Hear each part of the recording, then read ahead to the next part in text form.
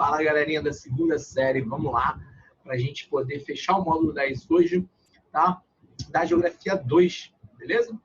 Então, na aula passada a gente estava falando sobre a Amazônia. Vamos continuar nesse assunto, agora falando de uma questão muito pertinente, né, à Amazônia. Sempre que a gente fala de floresta amazônica, a gente sempre vai lembrar, sempre vai citar o desmatamento como o maior problema dessa região no nosso país, ok? Vamos lá compartilhar a telinha, vocês com a apostila aí do lado, eu aqui com a minha apostila virtual. Show? Beleza? Então, vamos lá. Vai.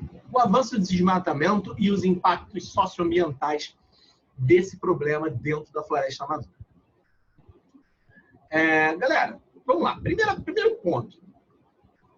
Por que o desmatamento da Amazônia acontece? Bom, a Amazônia, os recursos vegetais, como um todo, eles vêm se tornando cada vez mais valiosos.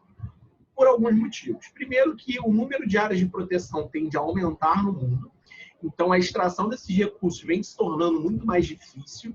São poucas áreas que permitem a extração desse recurso. Tá? Essas áreas que permitem a extração desse recurso, tem uma série de regras que você tem que seguir, de replantio e de reaproveitamento desse material. Então, é um processo complicado. Quanto menos áreas disponíveis para extração você tem, mais cara fica, né, essa licença, essa permissão. Então, por isso, a Amazônia acaba sendo uma mina de ouro verde, né? É uma área onde existe um valor biológico muito grande. Além disso, depois do Protocolo de Quioto, na década de 90, a Amazônia ela se torna uma forte moeda dentro da política brasileira. Por quê? No Protocolo de Quioto, na década de 90, quando ele foi assinado, criaram seus créditos de carbono, o que dizia que um país ele pode emitir de gás carbônico uma quantidade equivalente ao tamanho da área verde que ele possui. Tudo bem? Existe um cálculo, uma fórmula para ver um quilo de CO2 representa quantos hectares de floresta. Então, existe um cálculo para isso. Só que aí a gente esbarra em problemas do tipo: o Japão, um dos países mais industrializados do mundo, é uma ilha onde quase não tem área verde, praticamente não tem. O que o Japão vai fazer? Vai fechar as fábricas? Não, vai comprar o quê? Os créditos de carbono de países como o Brasil. O Brasil tem uma floresta gigantesca, né? Tem uma floresta enorme, e por isso o Brasil tem muita possibilidade de emitir gás carbônico. Só que o Brasil emite menos do que ele poderia. Então, essa sobra é vendida dentro do mercado da Bolsa de Valores. Tá? Então, só para vocês entenderem que a questão da floresta, ela envolve até mesmo um mercado de ações. Isso é algo muito mais complexo do que a gente imagina. E aí, a gente chega à segunda pergunta. Tá bom, você falou o que causa, né, esse desmatamento absurdo, enorme na floresta amazônica, mas esse material que a gente tirar da floresta amazônica vai virar o que exatamente? Vai virar um móvel? Vai virar um papel? Vai virar um lápis? Então, geralmente essa madeira ilegal, ela tem como destino, né, os móveis, né, em geral, que vão ser produzidos aí com madeira maciça, madeira de lei, né, que vai ser consumida, esse produto vai ser consumido pelas classes mais altas da sociedade, porque esses móveis de madeira mesmo, de lei, eles são extremamente caros. Tá? Então, existem fábricas de móveis que são licenciadas e aí existe todo um certificado. Se você for comprar um móvel de madeira maciça, você pode exigir da loja certificado de que essa madeira é legal. Tá? Esse é o principal destino. E também o seguinte, né, cara? O desmatamento ele acontece nem sempre para o aproveitamento da madeira, mas para o uso do espaço. Então, você elimina aquelas árvores dali e aí você cria uma nova área para você produzir.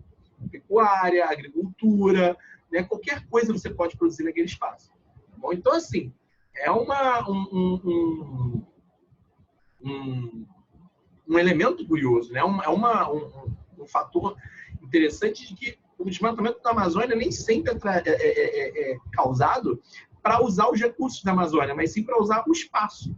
Né? E, principalmente, esse desmatamento ele vem acontecendo na área ali próxima do Centro-Oeste, porque é onde o cultivo de soja está mais forte, né? E esse cultivo de soja vai avançando para dentro da Amazônia. Tá? Existe também a questão das queimadas, né? As queimadas que são processos até mesmo legais, no território brasileiro, são processos legalizados, mas que tem como um empecilho, né, como um problema, essa questão que essas queimadas são legalizadas, mas elas fogem do controle. Tá? Você tem que ter um controle para essa queimada atingir só o seu terreno, só a sua área. Só que o vento espalha muito fogo, ele acaba entrando em área de reserva ambiental. Sabe? Então, na maioria dos casos, essas queimadas não têm nenhum tipo de controle, né? Algo feito de qualquer maneira, de qualquer jeito. Isso tudo por conta, né, da expansão das áreas de produção. Ah, professor, mas o Brasil ele ainda não consegue produzir tudo que ele consome, precisa sempre estar expandindo, a população cresce tanto assim. Então, galera, a maior parte da produção feita nessas áreas que são desmatadas, na imensa maioria das vezes, vai ser produção para exportação, ou seja, produção para o mercado externo, que isso é que dá dinheiro. Não dá dinheiro você vender para o seu próprio mercado, dá dinheiro você vender para fora, porque aí você recebe um valor maior, existem as taxas de exportação, tudo isso. Então, principalmente a soja, que é um produto consumido em grande quantidade no mundo inteiro, o Brasil acaba sendo um grande exportador de produtos primários. Um outro problema relacionado ao desmatamento da Amazônia é a construção de hidrelétricas. Porque como a Amazônia tem um volume de rios muito, muito bom, né, a maior bacia hidrográfica do mundo, você tem ali algumas usinas hidrelétricas. Só que eu já falei para vocês que, embora as usinas hidrelétricas sejam consideradas fontes de energia limpa, elas vão alagar uma área da floresta que está atrás, né, que está atrás daquela que está para trás da barragem. Isso vai alagar aquela área de floresta, o que vai gerar um problema, né, relacionado ao prejuízo de toda aquela área ao redor. Tá bom? Deixa eu só ver um negócio aqui. Está tudo... Calma aí. Alô, alô? Isso, tá beleza. Eu estava na dúvida se o áudio estava gravando, que eu fiquei na dúvida. Eu falei, pô, botei o áudio para gravar ou não coloquei? Fiquei na dúvida. Vamos voltar aqui. Ainda bem que eu te colocar. Já pensou? Vamos lá. O caso da Amazônia brasileira, ele vai ter uma difusão muito grande na mídia internacional. Por quê? A Amazônia é considerada o pulmão do mundo, né? O mundo inteiro tem uma preocupação, em teoria, tem uma preocupação com a floresta amazônica. Mas aí você fala, realmente existe essa preocupação? Pois bem, existe alguns países que têm muito interesse na Amazônia, os Estados Unidos é um deles.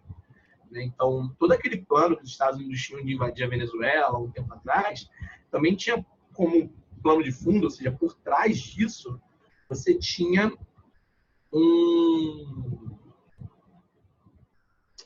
por trás desse plano de fundo, você tinha esse problema, né? Os Estados Unidos iam invadir a Venezuela e a Venezuela fica pertinho da Amazônia. Então, já pensou? Os Estados Unidos poderiam entrar dentro da floresta. Isso é um objetivo deles, é uma meta. Né? Mas como ainda tem boas relações com o Brasil, ainda não tem justificativo para fazer isso. Mas a mídia internacional, o Brasil ele é muito pressionado para ampliar as políticas de conservação na Amazônia. Tudo bem? A redução de área verde está diretamente ligada à intensificação do aquecimento global, do efeito estufa, porque são essas áreas verdes que vão permitir, que vão aumentar a umidade relativa do ar, que vão aumentar o nível de oxigênio na atmosfera, né, equilibrando com os gases poluentes. Então, quando você vai retirando essa área verde, você cria um problema não só por conta da extração do recurso, mas também um problema por conta do aumento da poluição atmosférica. Só para vocês terem uma ideia da importância da Amazônia, lá no Chile, né, no norte do Chile, a gente tem o deserto do Atacama, que é um deserto que fica no meio de algumas montanhas, é um deserto, tipo deserto mesmo, tipo deserto Saara. Esse deserto, ele vem crescendo, né? Os desertos, eles tendem a aumentar de tamanho, né? O processo de desertificação.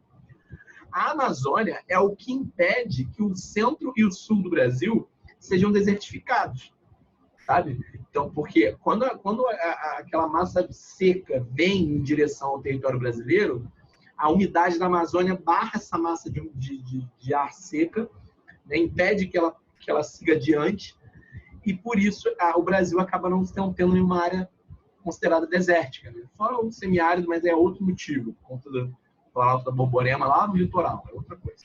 Mas área desértica o Brasil não possui, também graças à Amazônia.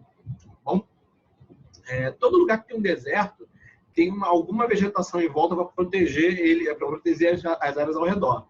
Né? No deserto do Saara a gente tem o chamado Sahel, é uma faixa de floresta que impede que o deserto do Saara cresça muito, né?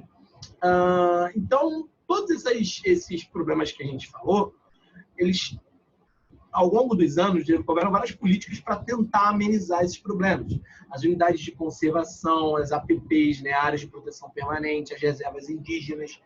Então, assim, é sempre um cabo de guerra, né? A questão da Amazônia, da preservação da Amazônia, é sempre um cabo de guerra, porque, de um lado, você tem uma parte dos políticos que não é a favor dessas proteções ambientais, que é a favor da exploração para acúmulo de riqueza, né, dos grandes empresários e, teoricamente, do governo. De outro lado, você tem os políticos que são a favor da preservação. Essa luta é antiga, tá? No início do módulo de vocês aparece a foto desse cara aqui, que é o Chico Mendes. Chico Mendes, ele foi um sindicalista que foi morto por fazendeiros da região amazônica, porque ele fazia parte do sindicato dos seringueiros, e ele foi morto porque ele estava lutando para impedir que o desmatamento atingisse a área que os seringueiros iam trabalhar. Seringueiros são trabalhadores independentes, eles não são indústria. Então, se houvesse desmatamento, né, da vegetação onde eles extraíam látex, eles não iam ter como trabalhar.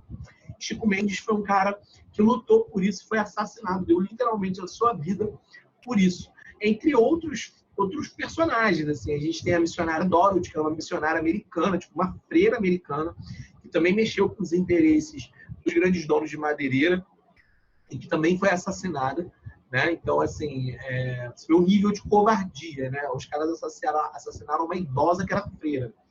Então, quando a gente está falando dessa galera que que vive na Amazônia, né, para exploração ilegal de madeira, para mineração ilegal, nós estamos falando de pessoas muito poderosas e pessoas que realmente são muito cruéis e covardes. Então, algo bem perigoso as pessoas lutarem a favor disso. Então, por isso que muitos políticos não falam nada, por medo, e muitos se posicionam contra essas medidas de proteção exatamente para que eles possam enriquecer, para que eles possam explorar à vontade.